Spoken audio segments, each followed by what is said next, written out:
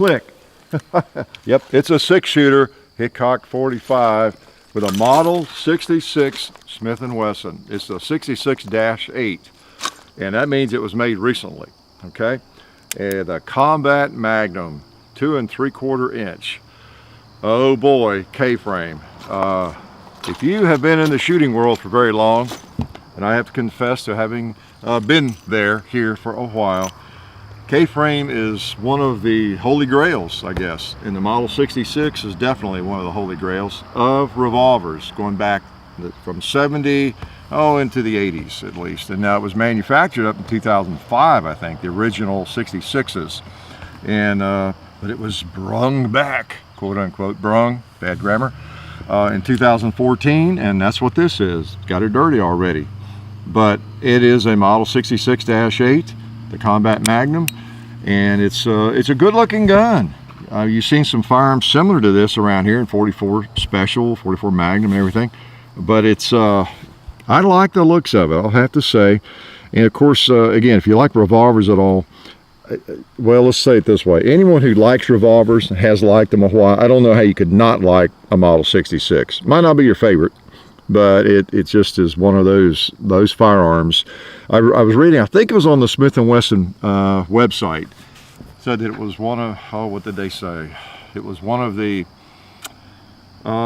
most important, I don't know if they used innovations or whatever, but something like that, in Smith & Wesson history. And since we're a shill for Smith & Wesson, I wanted to share that. No, I would actually go further than that. I would say the K-frame, the Model 66, was one of the most important new, whatever word they use, firearms in the revolver world, period. It really was, because it was the K-frame, which when it came out in around 1899, this size frame, this just fits most people's hands perfectly. And then in 357 Magnum later, and in stainless, you know, with the 66, it was really, it was something new that really had not been under the sun before that, and it was extremely popular. We have a video on the 66, the old ones back, I don't know, it's 2-3 years old, and I talked a lot about the history, and I think, and Elmer Keith maybe, and Bill Jordan and all that kind of thing, so maybe I'll link to it, but just browse around and find it. But this is a new. What else do I have to tell you about? This is a Model 65, then we'll shoot this thing some more. This is kind of the Model 66 of the days without adjustable sights. Okay, and it doesn't have the barrel or the shroud, you know, around the ejector rod there. So that's one of the big differences there. Okay, I don't have a 66 really from the old days, but essentially the same gun without adjustable sights, and then you got the shroud there. All right, so that's kind of that. This one's 3 inches, and then this is 2 3/4. Very similar gun. I'm the one who bobbed the hammer. If you're new, you might not have seen some of the videos with this firearm, this Model 65. If you have, you know this is one of my very favorite firearms. Not just revolvers, one of my very favorite firearms. If I carry a revolver some days on the belt, this is it. In most cases, that is it. I really like it, okay? So anyway, I like K-frames. I'm no different than most shooters. I really, really like them. Even though I have a large hand, you'd think maybe I would lean towards the N frame or L frame and not like it, but I've always liked it. One of my first double action revolver was basically one of these. It was a Model 19, and the only difference was it's not, you know, stainless. So look how dirty it gets, that matte finish and everything. Well, let's load something up here. Let's go and shoot some Magnums. You want to see it kick me around a little bit. Now these things aren't cheap, and I guess that's one thing that also helps keep people from just willy-nilly deciding to go get a Smith & Wesson revolver sometimes or something like this, because the MSRP is around $850. Now you can probably find them for, I don't know, seven something, you know, less. But they're not cheap. They're really not.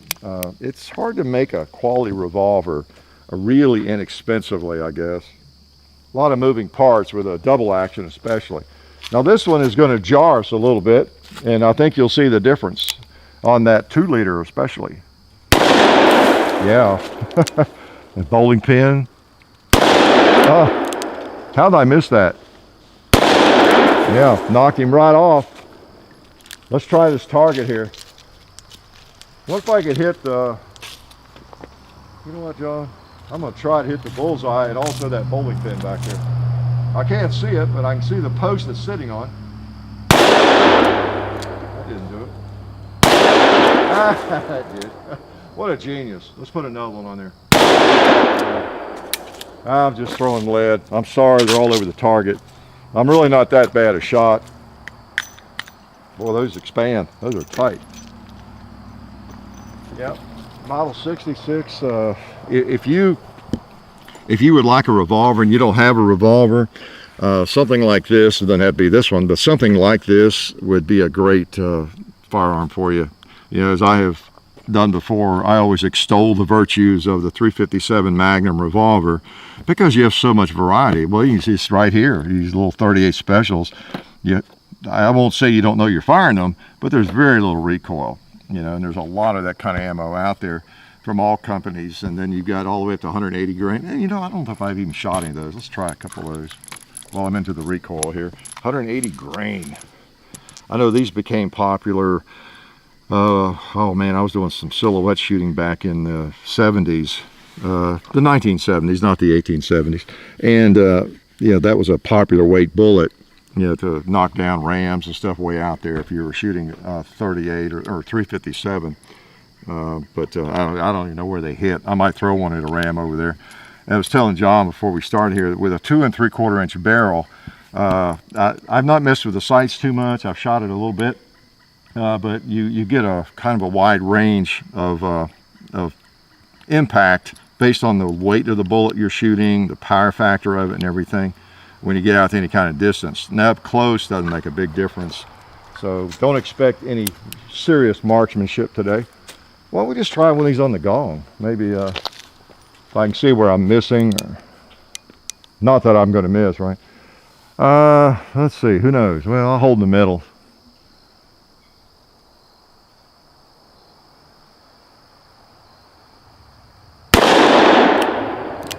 Not too bad. I'm gonna bring it down. I think it's going high. Yeah, thought so. And for you new shooters, that's just a little tip there. If you don't see where you're hitting at all, it's at least on my range, it's generally you're going high. Well, let's try a ram. I'll see if I can hold low enough on him.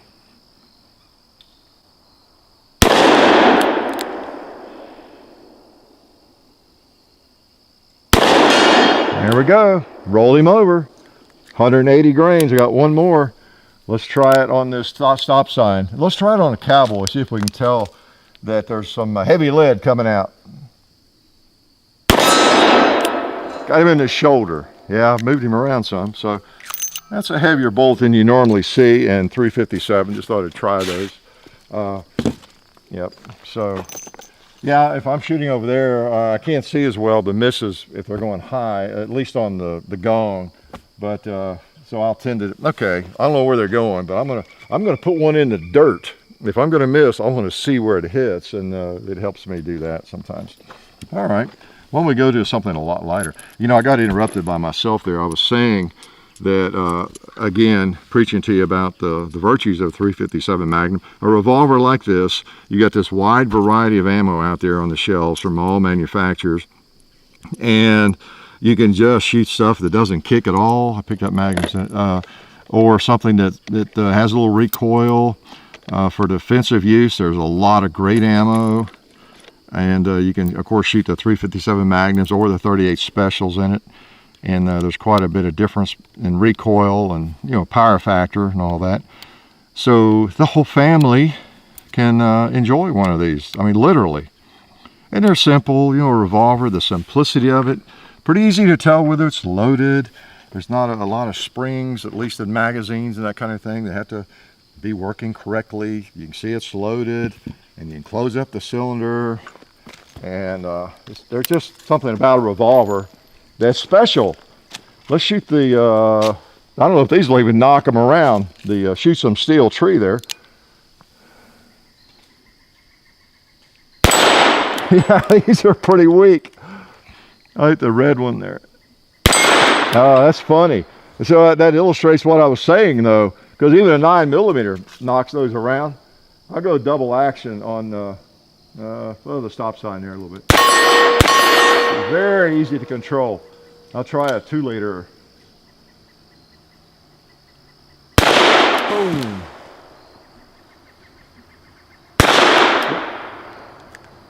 I missed it because it was so light, right? So, you know, that's probably the lowest power factor, unless it be these that I have out here.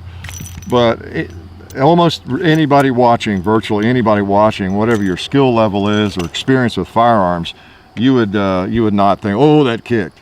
All right, ammo like that, or like this, anything that's just light. And this is the kind of stuff I like to shoot and carry too. This plus P38. So with this, you've got, you know, something warmer than this other 38. Now those are the 38s. Should have those together maybe. And basically low recoil. This cranks it on up a little bit. This is considered defensive ammo, as you can see. It's a hollow point. And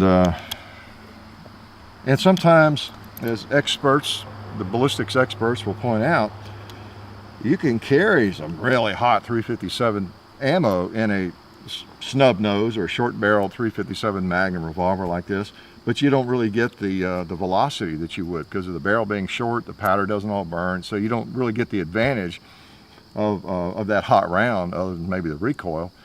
And so there's a lot to be said for just good old 38 defensive ammo plus P, I think. Okay. Of course, what do I know? Not much. All right, you smart aleck 2-liter.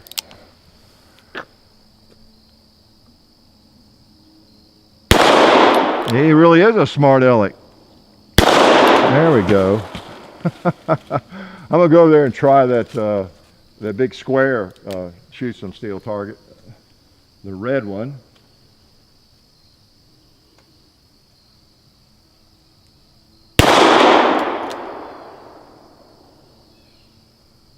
There we go. Interesting. I had to hold at least halfway up on it, or more. So that, again, illustrates the difference in the power factor, the ammo, how much difference it makes. Whereas on the gong, with that heavy stuff, more powerful, I guess, I was having to hold pretty low, down below the gong to hit it. So you just have to experiment with your ammo. For example, if you're going to carry this, like I'm going to do, put it in my holster here. This is an old school holster I've had for 30, 40 years, I guess. You want to know where it hits, you know, and that kind of thing. Of course, up close, it doesn't matter on that stop sign.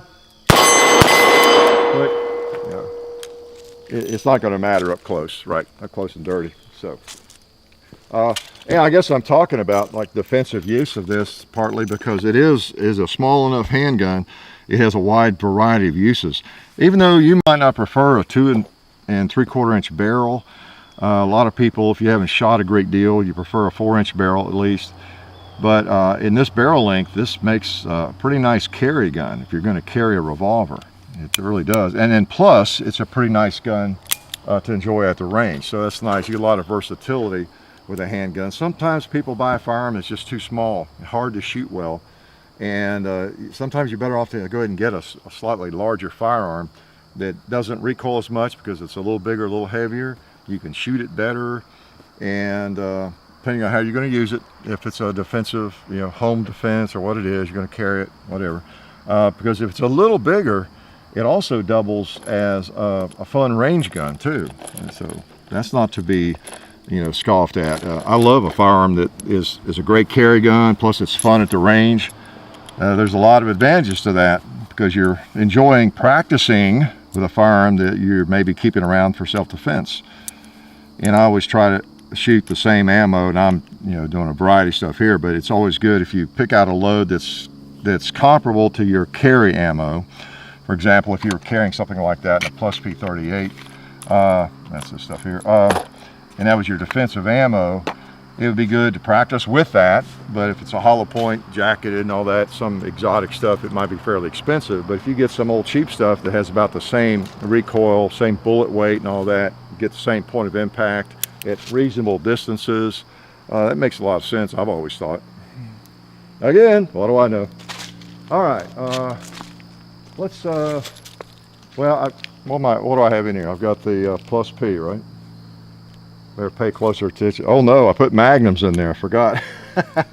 All right, well now you can, oh I know, let's illustrate the difference.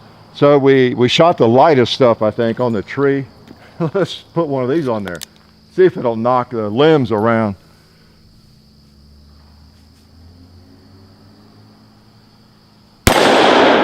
Ah, made quick work of that. Yeah.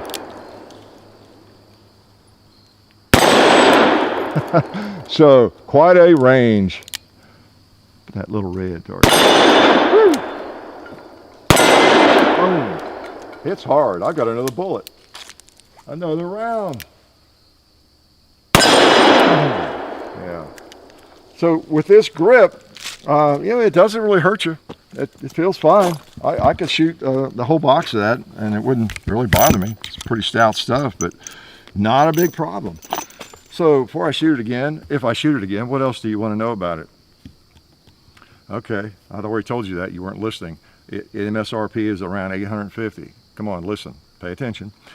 And you could probably get it for, I don't know, 100 less than that, 150. I don't know, it just depends. But again, it's not cheap. I like, what I don't like about it, well, I don't like the key lock. I never liked that. I'm not sure I like this sleeve barrel that, you know, Smith & Wesson has gone to. Two-piece barrel, they call it. You know, I guess it's, you know, it's just the way of the world. It doesn't necessarily affect the function of it or anything like that. Maybe the aesthetics a little bit. You know, I'm still kind of old school. I like the old stuff, you know, good old thick barrel. That's cool. I love that 65. But the key lock, I guess, is the main thing. I like the finish. I think that matte stainless is pretty cool. And I think, as I pointed out with one of the other combat magnums we had in a different caliber, I do like the black trim. Is that what we call it? The trigger, cylinder latch and hammer and sights and everything of that. That matte aluminum and the black trim, I think, that's ejector rod. I think that's cool. It's a really nice look. Okay, so it's a good looking gun by and large. If you get rid of the key lock, it'd look even better, but it's a good looking gun. And for me, there's not a lot of negatives other than those things I mentioned. For a carry gun, this is just about ideal. For a revolver, I prefer the 3-inch barrel over 2 3/4, but there's not a lot of difference. Not a lot. Okay. What else would you want to know? And it's 6 shots, right? And you got your red ramp sight and adjustable rear sight, all that for elevation and windage, and most misses and poor shooting come down to one of those two things, you know, elevation or windage. Just most of you don't know that, so I'll point that out. Let's shoot some more of the Plus P. I like this stuff. Okay. So if you don't have a revolver, oh man, be careful about admitting that. Come on, you should have a revolver of some kind. If you enjoy shooting, it will enhance the sport for you. Believe me, it will. Everything is not about speed and, you know, high capacity. Shooting is fun, just a variety of it, as you know. Muzzle loading, you know, 1 shot at a time. Single shot cartridge firearms are fun.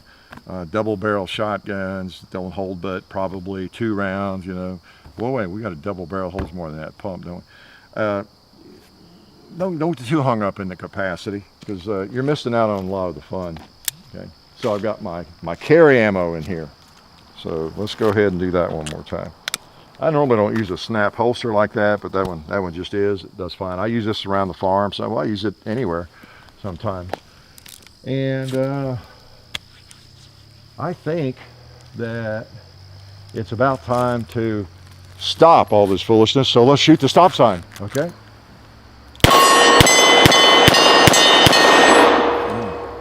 So you can deliver 6 shots. Now, I didn't even try to do that as fast as I could, I guess, but you can deliver 6 pretty well aimed shots without a lot of trouble, you know, with a revolver. And as some people will always point out, you know, if you can't handle the problem with 6 shots, you know, maybe you couldn't handle it with 12 or 50, you know. but there's a place for high capacity, of course. So anyway, nice old revolver, the Model 66. I talked more about the history, I think, in the first video we did on the vintage 66. Take a look at that. I'll try to put a link to that in the description. But it doesn't get much better. If you're not really familiar with revolvers at all, it just doesn't get much better than the K-frame Smith & Wesson revolver. It's kind of the perfect size for so many people. It really is. And then the 357-38 Special is just an extremely versatile cartridge. So you can find rifles, you know, the chamber, the same cartridge. So the Model 66-8. This is the newest, most recent iteration of the Model 66. It's still stainless. It's still a K-frame, and got a few other changes, but you know, it's probably more expensive than they were back in 1975, right? But pretty cool gun. I don't know that you have to own this one, but you'd better be about getting yourself a revolver, please. Okay? I mean, I just don't feel right about some of you all not owning a revolver. You're missing out. Life is good.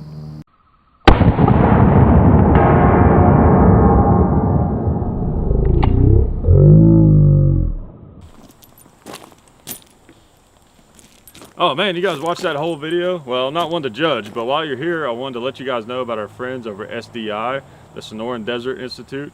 They're a fully accredited online distance learning program. They offer hands-on experience. They also accept GI Bill. You can get certified in gunsmithing or get an associate's degree in firearms technology. So check them out when you get a chance over at sdi.edu. Also, some of the new targets you may have noticed on our range are from shootsomesteel.com, so maybe give their website a look. And also the Vaultec safe that you might have seen on our shooting table, you can check those out at vaultecsafe.com. Also, don't forget to check out our website, hickok45.com. You can find all of our links to the different social media sites that you can find us on, like full30.com, the real Hickok 45 on Twitter, on Instagram, Hickok 45 on Twitter, Hickok 45 on Facebook. There's also the Hickok 45 and Son YouTube channel. So just go to the website and you'll find most of that stuff, and our t-shirts, of course. You can find all of our merchandise for sale there on hickok45.com. And man, I guess you guys are gonna have to find something else to watch on YouTube, because that's it. That's all I have to say. Appreciate it.